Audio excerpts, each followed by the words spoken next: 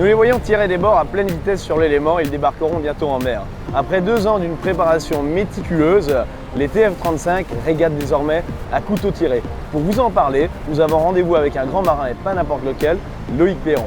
Une vidéo produite pour le compte de pandaboule.com et Skippers Magazine.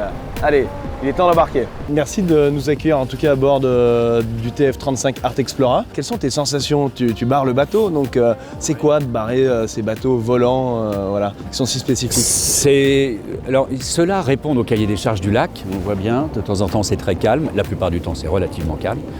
Donc il faut, et c'est pas facile d'avoir des ailes et pas assez de vitesse, ça veut dire qu'on ne décollerait pas. Donc il faut augmenter la taille des ailes, de ces fameux foils qui sont dans l'eau, qui s'appuient comme des ailes sur l'air, ça s'appuie dans l'eau. Ça fait quand même pas mal de nombreuses années maintenant qu'on commence à avoir des engins qui volent. Bizarrement d'ailleurs, le vol ne dépend pas du nombre de coques. C'est pas, tout comme le vol d'un avion ne dépend pas du nombre de pneus. On se fout un peu de savoir sur combien de pneus va se poser l'avion quand il ne vole pas, pour autant qu'il arrive à voler sur ses ailes. C'est pareil pour un bateau.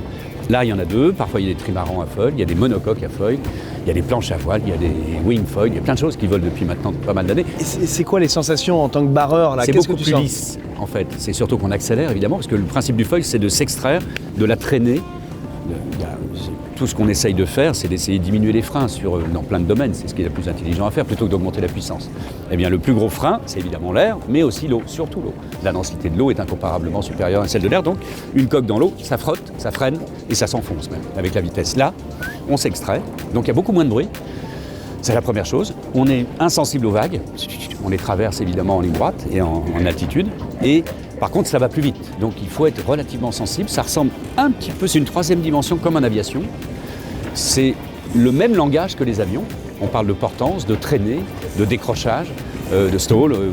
Les termes sont exactement les mêmes. On les utilisait déjà pour nos voiles, parce que nos voiles, ce sont des ailes aussi.